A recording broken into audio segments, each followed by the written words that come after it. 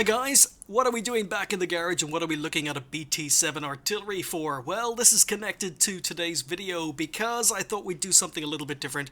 Put out a lot of ace tankers over the last couple of days, and I did have another couple of ace tankers planned for today, but I thought, you know what, you're probably getting sick of the same sort of videos again and again and again, so I thought I'd do something a little bit different today, and help Wargaming out. Because, Wargaming have stated many times in the past that, the period of time that World of Tanks is set in, there's only a finite or a certain amount of tanks they can put into the game.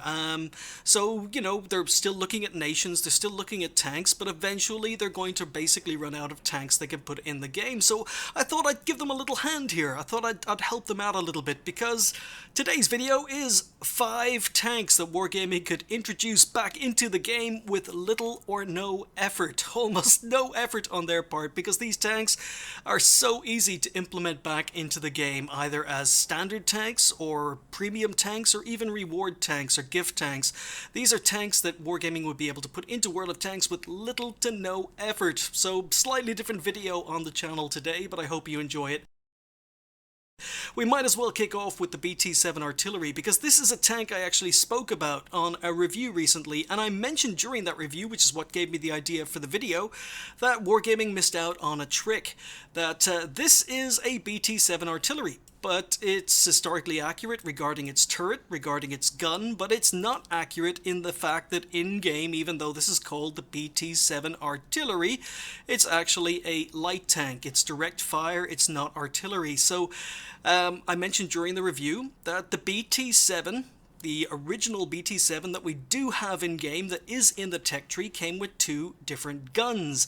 It came with a 45mm gun, which is available for the tank in-game, and historically it came with the 76mm howitzer, the short-barreled howitzer, which isn't available for the BT-7 in-game, but it is available on this tank. So Wargaming are missing out on a little bit of historical accuracy here. So I think that Wargaming, what they could have done, or what they should have done, is made 2 tanks for the price of 1, as I mentioned during that review, because this is the BT-7 artillery, but it's not artillery.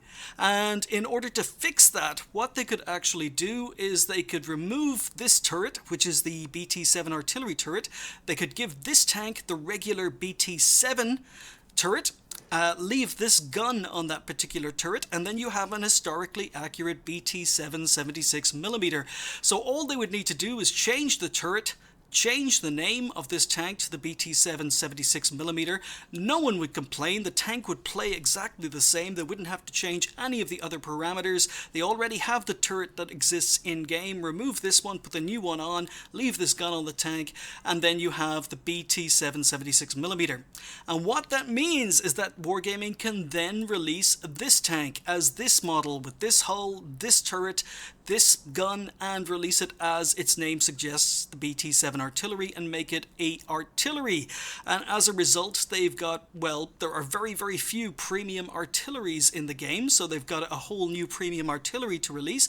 And they could bump it up to tier 4, they could leave it at tier 3 and maybe nerf it a little bit, but they'd have 2 new tanks. Everyone would get the BT-76 in the garage who already own the BT-7 artillery, but the BT-7 artillery would then be free to be added to the game as a premium artillery, regular artillery, or just a gift artillery or reward tank artillery, whatever. But I do think Wargaming missed out, because this is, as I say, 2 tanks in one. It's the BT-7 artillery in form and shape, but in playstyle it's actually the BT-7 76mm. So yeah, first tank that could be added to World of Tanks with little or no effort is the BT-7 artillery. Next up, we've got the T-14, which was developed between May 1942 and May 1943 as a joint project between the Americans and the British. 2 prototypes were manufactured and tested, one for the Americans and one for the British. This American Tier 5 premium heavy tank was removed from sale in the gift shop and the in-game tech tree with the release of 9.7. But, as I say, it was a joint project between the United States and the United Kingdom. Each nation got one tank each. The American version of the T-14 came with the 75mm that came on the tank here. However, the British version of the T-14 came with a 6-pounder. Now that tank still exists today in Bovington Tank Museum. So to make this model, it was the British tank that was actually tested in Bovington in order for Wargaming to make the T-14 for the Americans. But the British T-14 is not in the game. The original T-14 got special matchmaking, and its only real negative was its gun, so it was removed probably because of that special matchmaking. But release the British version of this tank. It is exactly the same tank, it has the same model, give it the 6-pounder gun, and there's no need to give this tank special matchmaking. The tank is already in the game. Give it British camo, give it the 6-pounder, and there you go. A brand new Tier 5 tank for the British, premium, gift, reward, or otherwise. Very, very easy to do. Another tank that could be reintroduced into the game with little to no effort. Next up, we've got the Tier 6 Premium Russian Tank Destroyer, the Su-100Y, which was actually built as an SPG, but the Su-100Y began life as a variation of the T-100 Super Heavy Tank. I covered all of that during the Su-100Y's review. Now, the project name for this tank was the T-100X in 1940. Now, the T-100X had a sister project called T-100Z. Now, both the T-100X and the T-100Z were developed side by side. The T-100X, which later became this tank, was to be an SPG armed with a 130mm naval gun. And the T-100Z was to be a turreted version of this tank armed with the same gun to be used for coastal defense.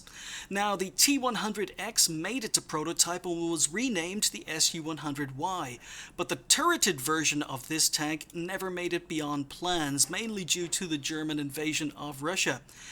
Give the Su-100Y more hit points, give it a turret that actually turns. It doesn't have to have amazing turret traverse. Make it a Tier 7, and there you go. It's a new tank with, again, absolute minimal effort. Simply make the turret turn, a little bit of modeling to be done, but other than that, you've got a brand new T-100Z or Su-100Z, if you want to call it that. I know it didn't exist beyond plans, but it came very, very close to being developed along with its sister, the Su-100Y. But yet another tank that would need absolute minimal effort to introduce into the game as a Tier 7 Russian premium reward or gift tank destroyer. Moving on, we've got the Tetrarch, which is a British light tank developed between 1936 and 1941. 177 of these tanks were built with 2 variants of it, and of the 177 that were built, just 20 were shipped to Russia under the Lend-Lease program, and that's what this tank is here. This is the Russian Lend-Lease Tetrarch, one of 20 that was shipped to Russia around 1942. This Russian Tetrarch was a gift tank originally, although it's appeared in the shop since, or in the store since, and it's not available in the gift shop. This is another quick addition to the game with little or no effort. Give the British back their tank. I was really surprised when the British line, when it was introduced, didn't actually have a Tetrarch, because the Tetrarch was quite a successful little tank. Even though it was first developed in 1936, development halted after the disaster that was Dunkirk, because it was felt that British tanks just weren't competitive against the new German tanks that were encountered. However, the Tetrarch had one defining or one saving feature, one saving grace, which was the fact it was extremely light. That meant it could be transported by glider, it could be transported by air, and as a result the Tetrarch was put back into production in 1941. As I say, 177 of them were built in total, and they remained in service not only till the end of World War II as reconnaissance tanks for the British, but they actually remained in service for the British right up till 1950. They weren't replaced as a British reconnaissance tank till 1950. So it was actually a very, very successful tank that doesn't appear on the British tech tree anywhere, other than a Lend-Lease version for Russia. So give the British, as I say, back their Tetrarch. Now, technically speaking, there is a version of this tank in the game for the British, and that is the, I think it's the Tier 4 Alecto, which is a tank destroyer built on the Tetrarch chassis, but it's not the Tetrarch. It's not this particular tank armed with the 2-pounder.